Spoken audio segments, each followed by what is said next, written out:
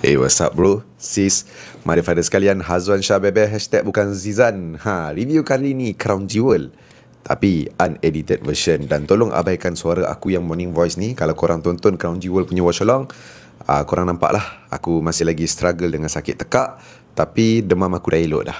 So video kali ni kenapa tak edit juga, disebabkan kalau edit mungkin lah, patutnya video ni boleh up Ahad, tapi kalau edit akan up Isnin ataupun Selasa. Jadi disebabkan tu aku buat unedited version. Cumanya ada satu benda saja yang akan diedit, which is yang korang nampak dekat skrin korang sekarang ni, poster Impact Wrestling Reality Check.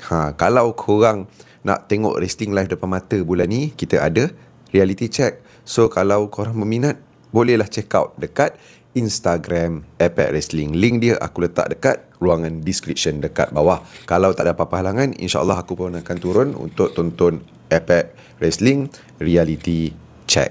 Okay, itu untuk Impact Reality Check. And then check out juga barang-barang yang aku letak dekat ruangan tag produk. Aku letaklah mic ni, aku letak juga kerusi aku pakai ni, phone yang aku tengah pakai sekarang, and then 2 baju daripada Bebe eksklusif yang aku tengah nak clear stock. Macam aku cakap dah sebelum ni, harga korang untung, aku rugi. Disebabkan aku nak clear stock je. Stok untuk Malaysian Nightmare pun tinggal 2 size je tinggal. Untuk The Shield ni ada lebih sikit lah. Untuk size-size lain mungkin boleh dapat lagi. So harga memang tak masuk akal. Check out, tolong aku clearkan all the stock yang ada. Lepas tu, itulah sebab aku dah tak ada plan nak jual baju lagi dah lepas ni, disebabkan dah masuk kerja full time. So malas nak cakap banyak, terus cerita pasal WWE. First kali aku betul-betul enjoy dengan NXT Invasion. Yes, aku sebut Invasion, peduli apa, sebab itulah yang diorang marketkan awal-awal, end up jadi Showdown. Tak apa-apa, tak ada WWE. Takut sangat dengan negara pengganas tu sampai nak tukar nama Invasion jadi Showdown. Nak jaga sensitivity korang, tak apa, tarikh dah sama 7 Oktober. Lepas tu Invasion. Memang itu benda yang berlaku, biar orang nampak WWE ni tepek dia orang, tak payah nak neutral sangat. Jadi untuk Invasion, aku suka Invasion, bagi aku best. Aku faham kenapa tak buat 5 versus 5, kenapa buat 4 versus 4. Sebab masa diorang 2 hours je, bukannya 3 hours macam SmackDown, bukannya 3 hours macam PLE. So okay je 4 lawan 4. Daripada segi result, aku rasa yang perempuan NXT memang patut menang, which is aku agree, sebab diorang ada the best woman division in the world. Terubat rindu, sebab aku tak lain TNA, tapi terubatlah rindu tengok Jakara Jackson dengan The Iconics. Aku dulu dah lah suka betul dengan Peyton Royce tu. And then yang paling aku suka bila The Hardy Boys jadi NXT Tag Team Champion. So mungkin kita akan nampak diorang dengan lebih kerap dekat NXT lepas ni. Mustafa Ali tak menang North American Champion, tapi tak apalah. Tapi story build up dia tu bagi aku walaupun simple, nice, sebab reason dia tu memang legit. So overall aku rasa NXT Showdown best. Adakah lagi best daripada Crown Jewel? Setanding. Maksudnya aku kata Crown Jewel best ke? Okay, sekarang kita cerita Crown Jewel. Selalunya aku bagi berapa bintang tu semua dekat belakang, tapi kali ni kita cerita dekat depan lah. Okay, saja nak buat kelainan sikit. Kalau aku kena bagi bintang untuk WWE Crown Jewel ni, aku akan bagi 7.5 bintang daripada 7.5 bintang. Betul lah, 7.5 bintang daripada 10 bintang. Okay, match of the night untuk aku, okay, aku nak bagi tahu yang aku layan Crown Jewel ni 2 kali. Disebabkan aku rasa masa watch along, aku terlalu banyak berborak dengan korang sampai tak terlalu fokus dekat beberapa match. Mula-mula aku rasakan, bila tengok kali pertama, aku rasa macam match of the night mungkin Roman lawan Bronson, ataupun bukan Io, Stephanie dengan Tiffany. Sebab bagi aku dua-dua match ni best. Lepas tu mungkin aku banyak borak ke apa kan. Tapi bila aku dah tengok kali kedua, yes, dua-dua match tu masih lagi best. Tapi bila fikir balik apa yang John Cena dengan AJ Styles dah buat, aku kata Cena and AJ punya match adalah match of the night. Memang aku boleh kata daripada segi action, Roman dengan Bronson better, tapi aku tak berkenan sangat dengan angle story bila diusur dengan Braun Breaker dah sampai. Awal-awal tu Australian Street Fight bagi aku okay lah, almost fulfill the Street Fight punya term. Adalah pergi keliling crowd sikit. Pasal tu aku kata almost, tak completely fulfill.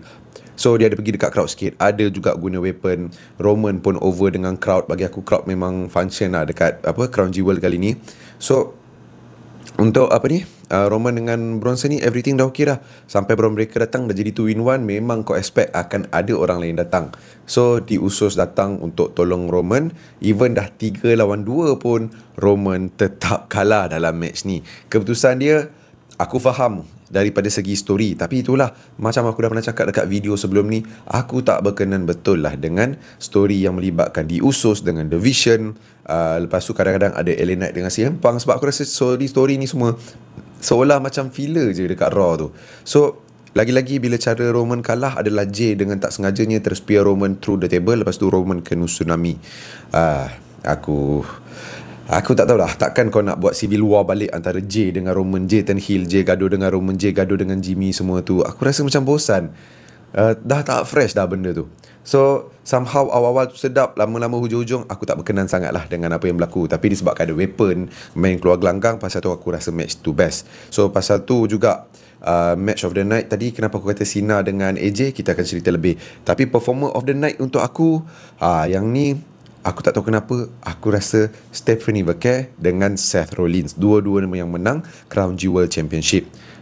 Lepas tu moment of the night bagi aku tak ada sangat lah. So aku tak nak letak moment of the night. Okay, pasal tu 7.5/10, sebab tak ada moment yang wow. Tapi bagi aku 5 match yang ada semuanya tak boring, walaupun ada part yang boring.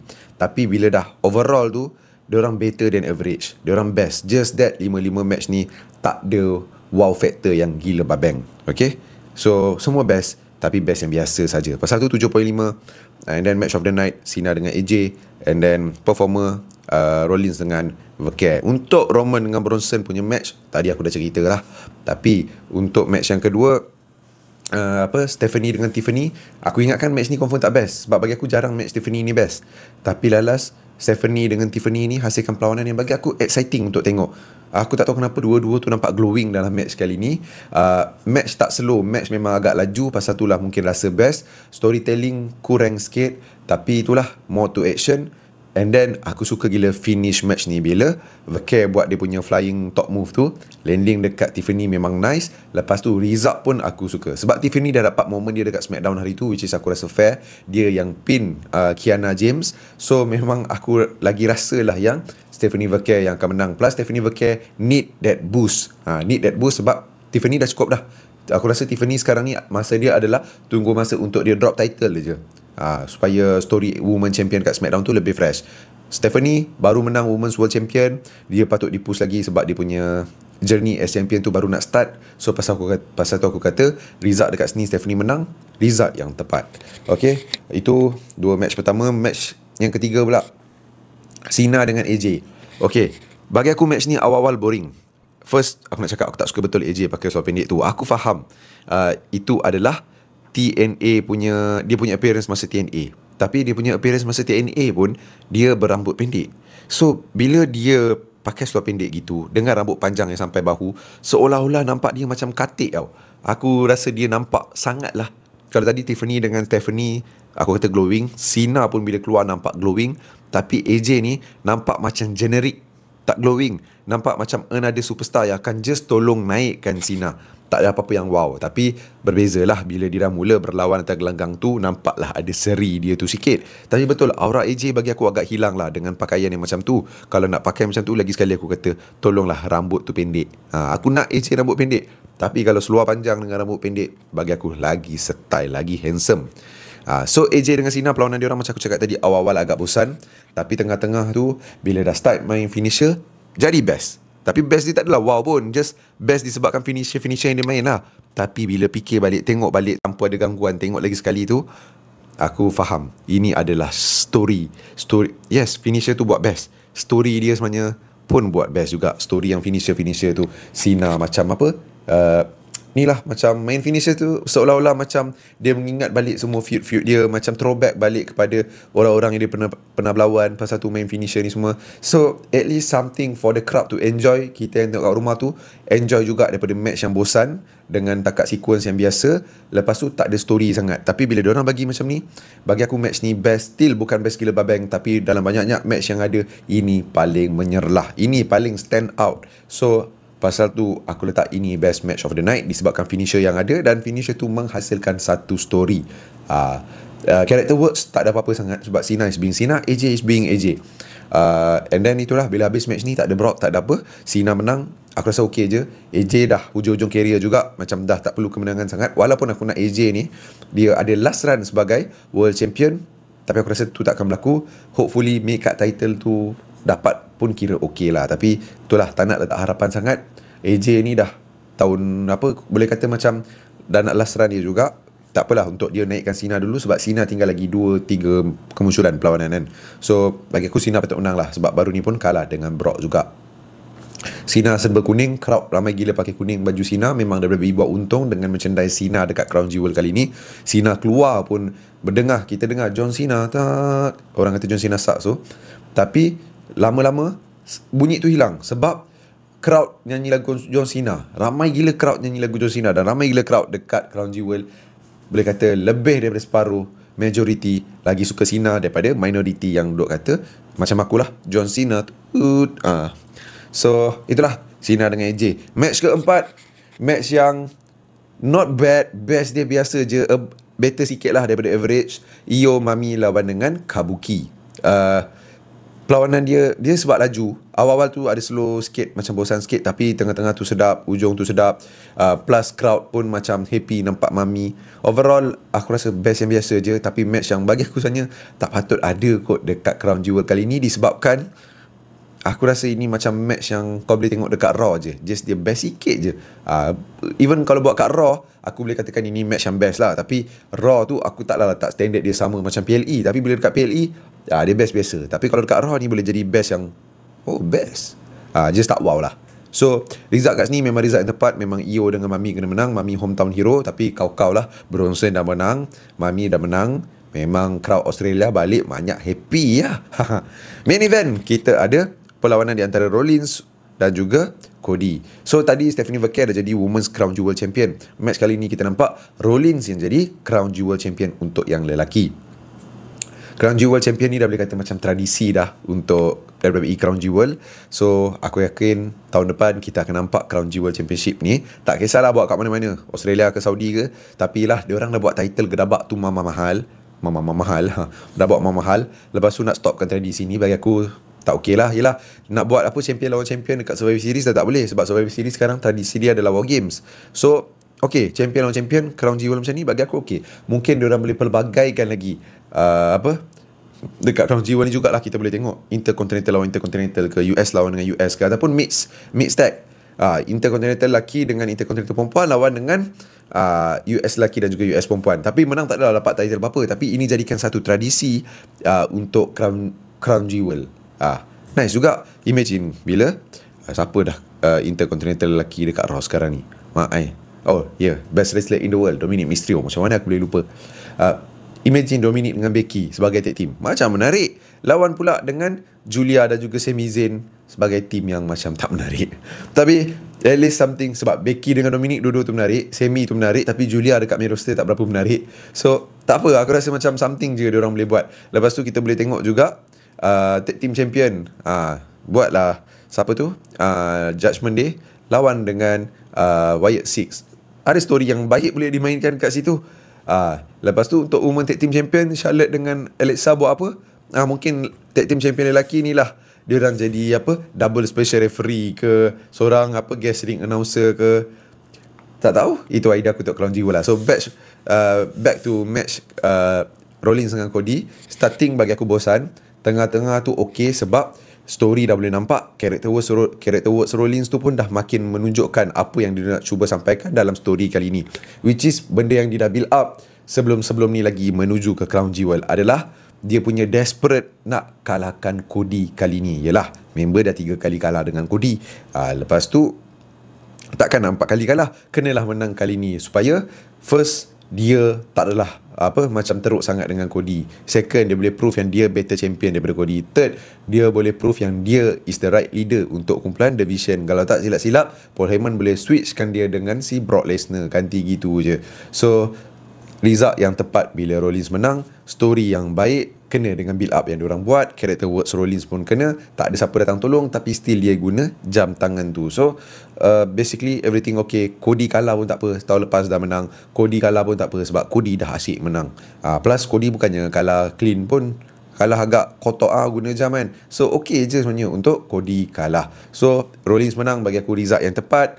Memang dia patut menang. Cumanya match start tengah-tengah sampai ke ujung tu baru sedap bila karakter Rollins yang desperate tu dah makin keluar. Lepas tu story pun dah lebih nampak, dan action masa tu pun nampak lebih upgraded daripada first half of the match. So yes, lagi sekali Crown Jewel 7.5 bintang daripada 10 bintang. So next, tak silap aku, kita ada Survivor Series hujung bulan 11 kan. Ke tengah-tengah tu ada lagi PLE, aku pun tak sure. NXT ada apa tu, Halloween Havoc. So AEW ada Wrestle Dream. AEW ada Wrestle Dream tak lama lagi kan. So bila Wrestle Dream? Kejap, aku Google sekarang.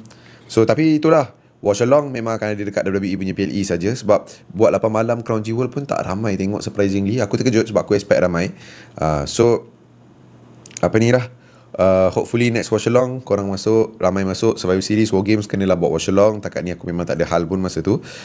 Untuk Wrestle Dream 18 Oktober. So basically weekend depan aku balik Kuantan sebab kena singgah Ganu juga, ada wedding. Jadi Wrestle Dream aku akan cover dalam video lah, sebab memang takkan buat watch along. And then kalau dah gitu, bila diorang buat Halloween Havoc Halloween Havoc. Parah cari-cari ni, tapi kau tak edit potong pun. Sorry lah guys. Okay lah. Okay, kenapa aku kata okay? Disebabkan sebelum ni, masa WrestlePalooza hari tu, wrestling terlalu banyak tau minggu tu. NXT, WWE, AEW, semua dah buat dalam minggu yang sama. Dah lah nak kena tengok Raw, SmackDown, NXT mingguan, Dynamite, Collision dan juga Evolve lagi, LFG lagi. Banyak sangat wrestling. Aku dah ada kerja full time. Aku memang tak sempat lah nak layan semua dengan Bebe Studio, projek aku lagi. Banyak benda aku kena buat. Wrestling, Bebe Studio dengan kerja full time. Tak kira part time kedai mak aku tiap malam lagi. So banyak sangat. Tapi bila minggu ni dah Crown Jewel, minggu depan Wrestle Dream, minggu satu lagi baru Halloween Havoc. Which is Halloween Havoc tu hari apa hari buat? Kejap. Halloween Havoc kalau ikut tarikh sama dengan Reality Check lah, tapi diorang kan lambat sehari.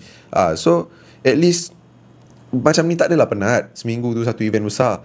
Nasib aku tak layan TNA lagi tau. Kalau tak memang unless kalau buat konten wrestling ni mendatangkan duit yang banyak, aku jadikan ini full time lah. Tapi sekarang Hazwan Shah Wrestling pun nak dapat 500 tu macam dah impossible dah every month. So tapi itu salah aku sendiri. Aku sendiri yang kurangkan. Sebab sebelum ni boleh je 600-700, bagi aku sikit. Tapi sampai bila aku nak kejar duit daripada Hazwan Shah Wrestling yang memang tak ada klien. Pasal tu aku buat Bebe Studio, banyak klien. Dan kerja full time aku pun banyak klien. So itulah, yang ni kena jadikan part time lah. Dan itulah, itu untuk NXT dengan AEW punya next PLE. Okay, lepas Crown Jewel dan Halloween Havoc, kita ada Saturday Night Main Event awal November, 1 November. Seminggu lepas Halloween Havoc. So nice lah. And then hujung bulan baru ada Survivor Series yang San Diego War Games.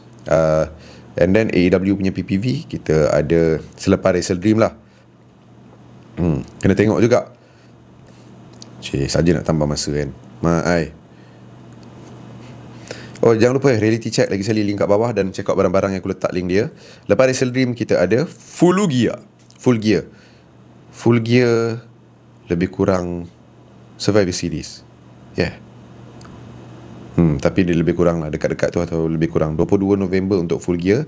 Lepas Wrestle Dream, lagi sekali kita tengok tarikh untuk Survivor Series. Survivor Series adalah pada 29 November. So okay lah, untuk bulan 10 dan bulan 11 ni tak adalah penat sangat layan wrestling, disebabkan dia punya gap tu seminggu. Aku suka kalau macam ni. Tak adalah aku tertengok lambat ke apa ke, bila semua nak kena tengok serentak dalam masa sehari 2 hari tu.